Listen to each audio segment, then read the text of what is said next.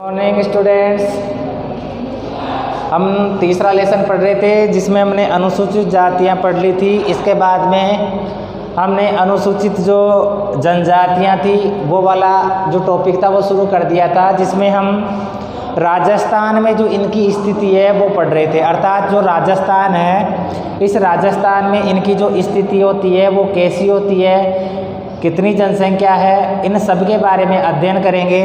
सबसे पहले हमने अर्थ पढ़ा था, अर्थात जनजाति किसे कहते हैं या जनजाति क्या होती है। तो जनजाति का अर्थ हमने पढ़ा था कि एक ऐसा समुदाय जिसकी एक निश्चित भाषा होती है, एक निश्चित बोली होती है, जो सीमांत क्षेत्रों में रहती है, जो अंतर्विवाही होती है, ठीक है। तो उसको हम किस नाम से जान रहे थे? उसको हम जनजाति के नाम से जान रहे थे, अर्थात उसे हम जनजाति कह रहे थे, ठीक है। जनजाति किसे कहते थे?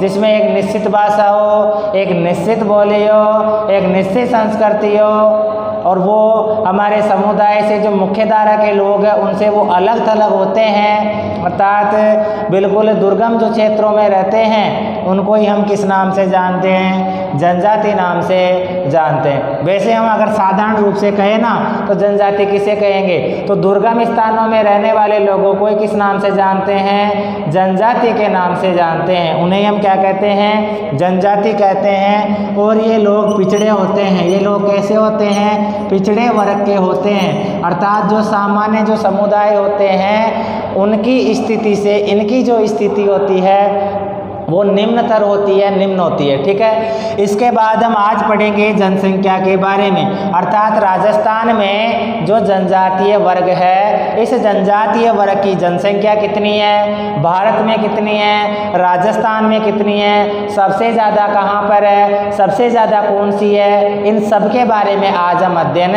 करने वाले। सबसे पहली बात है जनसंख्या। आप जानते हो जनसंख्या किसे कहते हैं? तो लोगों की संख्या को ही क्या कहते हैं?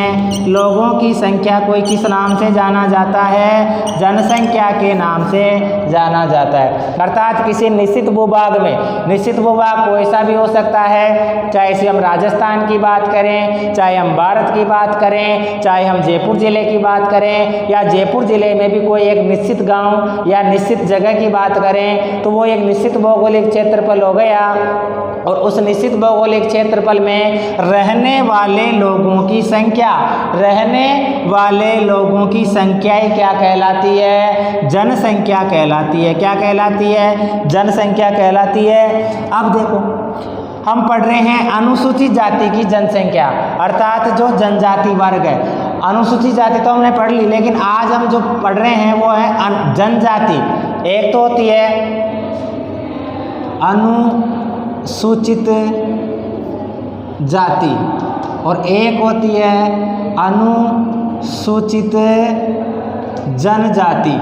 जनजाति, अनुसूचित जाति को हम बोलते हैं, कैटेगरी बोलते हैं एससी, और अनुसूचित जनजाति को बोलते हैं हम एसटी, ठीक है। अब देखो आज हम ये जनजाति के बारे में पढ़ेंगे। तो जनजाति जो वर्ग की आबादी है वो 8.6% है। कितनी है? 8.6%। अब ये 8.6 जो प्रतिशत है ये भारत की जो कुल जनसंख्या है, अर्थात भारत की जनसंख्या 1,21 थी। कब थी?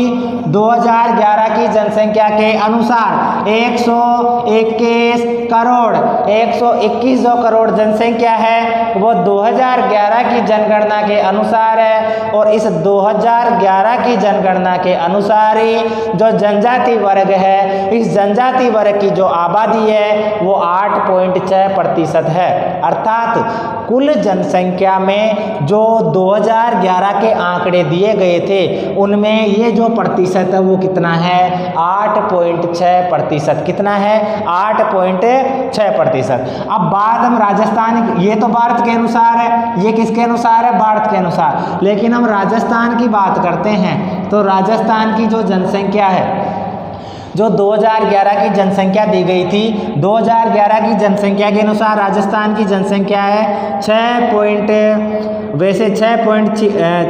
करोड़ 86,21,012 है, लेकिन अपन इसको 6.90 मान लेते हैं या 6.86 मान लेते हैं अपन, ठीक है। 6.86 करोड़, ठीक है। अर्थात 6 करोड़ और 86 लाख हमारी जनसंख्या, ठीक है। 6 करोड़ और 86 लाख जो जनसंख्या है राजस्थान की, उस जनसंख्या में 2011 के आंकड़ों के अनुसार ये 92,38,534 92,38,534 ये जनसंख्या किस वर्ग की है? जनजाति वर्ग की। किस वर्ग की है? जनजाति वर्ग की जनसंख्या है। और अगर इसका प्रतिशत हम देखें तो प्रतिशत इसका आता है 13.48%।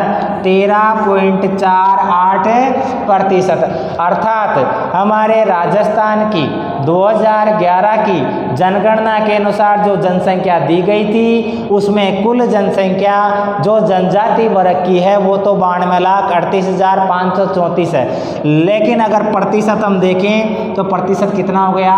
13.48%। ये तो हो गई संख्या और ये हो गया प्रतिशत, ठीक है। अब देखो राजस्थान के संदर्भ में बात करते हैं तो सबसे ज़्यादा जो जनजातियां पाई जाती है वो पाई जाती है उदयपुर ज़िले में। कौन से ज़िले में पाई जाती है? उदयपुर ज़िले में पाई जाती है। अर्थात सबसे ज़्यादा जो जनजाति निवास करती है, अर्थात जो एसटी के लोग निवास करते हैं सबसे ज़्यादा, वो कहाँ पर निवास करते हैं? उदयपुर ज़िले में। और अगर हम बात करते हैं सबसे ज़्यादा जो जनजाति के लोग हैं वो कौन सी जनजाति के लोग हैं? तो वो है मीणा जनजाति के लोग। कौन सी जनजाति के लोग हैं राजस्थान में सबसे ज़्यादा? मीणा जनजाति के लोगों की संख्या सबसे अधिक विद्यमान है। अर्थात राजस्थान में जो जनसंख्या निवास कर रही है, उस निवास करने वाली जनसंख्या में 92,38,534 तो जनजाति है। जनजाति की संख्या प्रतिशत 13.48%, संख्या है 92,38,534। सबसे अधिक उदयपुर में निवास करती है राजस्थान में, और सबसे अधिक जो जनजाति है उसका नाम है मीणा, ठीक है। अब इसके बाद में देखते हैं हम जो तीसरा पॉइंट है, जनजातीय समूह। अर्थात इसका मतलब क्या हुआ? इसका मतलब सीधा सीधा ये हुआ कि हमारा जो राजस्थान है, इस राजस्थान में जनजाति पाई जाती है, तो वो जनजाति कौन कौन सी पाई जाती है? अर्थात जो जनजाति निवास कर रही है वो जनजाति कौन कौन सी है, ठीक है। इसको हम पढ़ेंगे। देखिए, जो जनजाति निवास करती है वो हमारे यहाँ पर भील, मीणा, गरासिया, डामोर, मैं थोड़ा इसको ऊपर ही लिख देता हूँ। जनजाति समूह, तीसरा पॉइंट था हमारा जनजातीय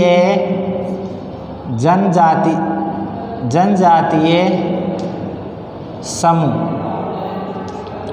जनजातीय समूह कौन कौन से हैं? तो सबसे नंबर 1 पे Bhil, number 2 Meena, number 3 Bhil, Meena, Garasia,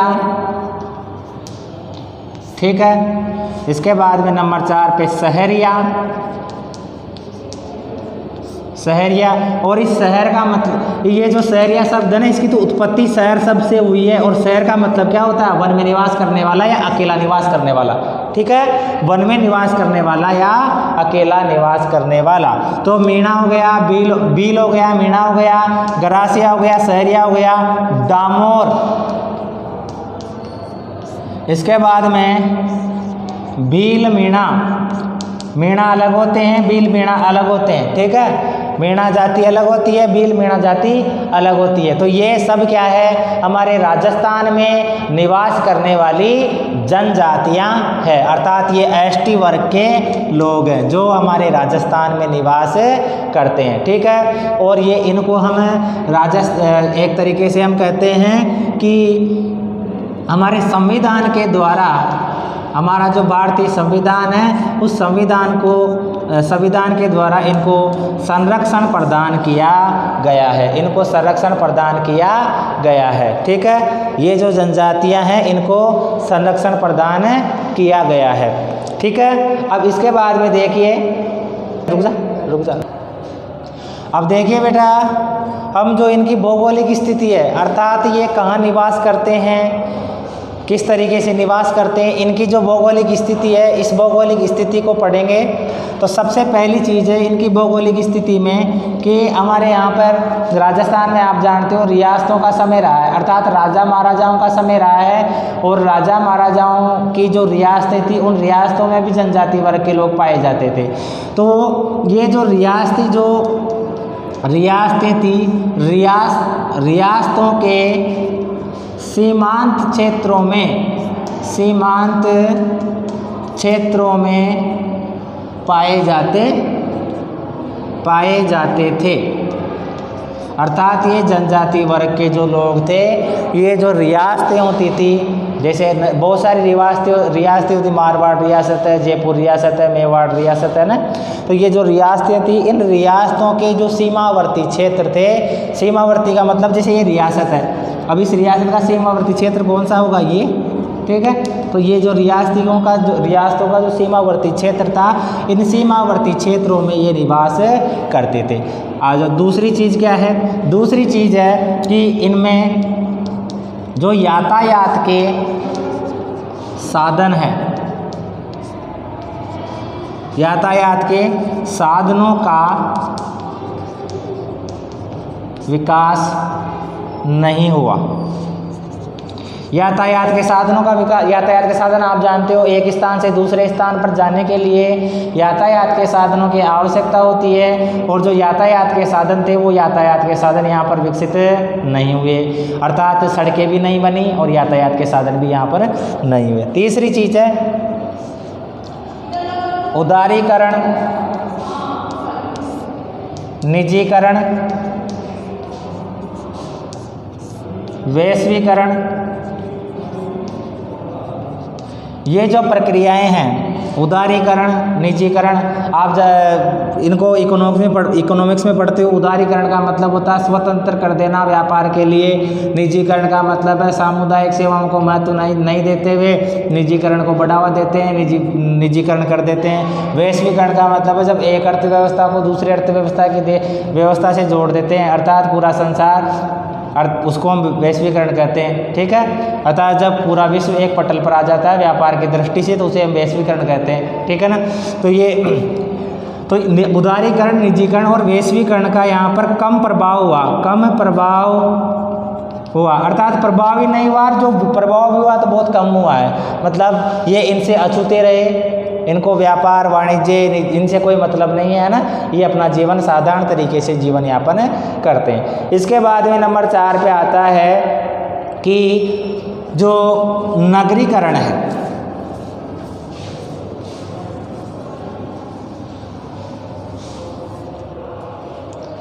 number 4 है नगरीकरण का कम प्रभाव। इसका मतलब क्या हुआ, इसका मतलब ये हुआ कि जो आप जानते हो नगरों में क्या होता है, बड़ी बड़ी फैक्ट्रियाँ, उद्योग धंधे होते हैं, तो लोग क्या करते हैं, गाँव से शहर की ओर पलायन करते हैं और शहरों का आकार बढ़ जाता है, जिसको अपन बोलते हैं नगरीकरण। क्या बोलते हैं, नगरीकरण। अर्थात जनसंख्या पहले शहरों में कम निवास करती थी, लेकिन जो व्यवसाय, उद्योग धंधे, व्यापार वाणिज्य, इनके लिए, शिक्षा के लिए, स्वास्थ्य सेवाओं के लिए और अच्छी सुविधाओं के लिए लोग शहरों से गाँवों से कहाँ जाते हैं, गाँवों से शहरों की तरफ आ जाते हैं और यहीं पर बस जाते हैं। तो ऐसी जो प्रक्रिया चलती है उसमें नगरों का आकार बढ़ जाता है, जिसको ही नगरीकरण कहते हैं। लेकिन ये जो जनजाति वर्ग है, इनको इन नगरीकरण से कोई मतलब नहीं है, अर्थात इनकी स्थिति वैसी की वैसी है और इन पर कम प्रभाव हुआ है, ठीक है। इसके बाद में नंबर 5 पे चीज़ है कि जो सरकार है, उस सरकार की जो योजनाएं हैं, सरकार की जो योजनाएं हैं, वो योजनाएं पूरे वर्ग के लिए, पूरे समुदाय के लिए चलाई जाती है, पूरे वर्ग और पूरे समुदाय के लिए चलाई जाती है। लेकिन फिर भी क्या है, ये जो जनजाति वर्ग है, ये जनजाति वर्ग इनसे क्या रह जाते हैं, अछूते रह जाते हैं। अर्थात ये जो योजनाएं हैं, ये योजनाएं इनमें सही ढंग से पहुंच ही नहीं पाती या सही ढंग से ये लाभ नहीं ले पाते। अर्थात जो योजनाएं चलाई जा रही है सरकार के द्वारा, इनको ये सही तरीके से काम नहीं लेते, ठीक है। इसके अलावा ये जो लोग हैं, ये लोग अपनी जो आजीविका होते हैं, आजीविका वही पुराने तरीके से, परंपरागत तरीके से अपनी आजीविका का सृजन करते हैं। नंबर 6, आजीविका परंपरागत तरीके से चलाते हैं, अर्थात इनकी जो पुरानी स्थिति है उसी को मानते हुए ये अपनी आजीविका, जैसे वनों से उत्पाद प्राप्त करना, गोंद प्राप्त करना, लकड़ी काटना, है ना, ऐसे ये काम करते रहते हैं और अपनी स्थिति को सही ढंग से ये नहीं सुधार पाते। शिक्षा और तकनीक के क्षेत्र में, शिक्षा व तकनीक के क्षेत्र में निम्न स्थिति, अर्थात ये जो जनजाति वर्ग होता है, इस जनजाति वर्ग की जो शिक्षा है, अर्थात शिक्षा का स्तर है और जो तकनीकी का स्तर है वो कमज़ोर रह जाता है। अर्थात ये यहाँ के जो लोग हैं वो ज़्यादातर शिक्षित नहीं होते हैं, कम ही पढ़े लिखे लोग होते हैं। अर्थात ये अपने बच्चों को जो इनका जो प्रतिशत देखें शिक्षा में तो बहुत कम है, तकनीकी में भी इनका विकास इतना नहीं हुआ, अर्थात तकनीकी में भी ये पीछे रह गए। ठीक है, इसके अलावा ये जो जनजातियाँ हैं, ये जनजातियाँ अलग अलग भागों में निवास करती है, ये जनजातियाँ अलग अलग भागों में निवास करती है। इनका वर्गीकरण किया गया है भौगोलिक आधार पर। तो जैसे नंबर 1, दक्षिणी राजस्थान, अर्थात दक्षिणी राजस्थान में कुछ जनजातियां रहती है, जैसे प्रतापगढ़, बांसवाड़ा, डूंगरपुर, उदयपुर, चित्तौड़गढ़, ये जो क्षेत्र है ये दक्षिणी राजस्थान में आता है। तो यहाँ पर कुछ जनजातियां ऐसी है, राजस्थान की जनजाति वर्ग जो यहाँ पर निवास करता है। इसके अलावा पश्चिमी राजस्थान है,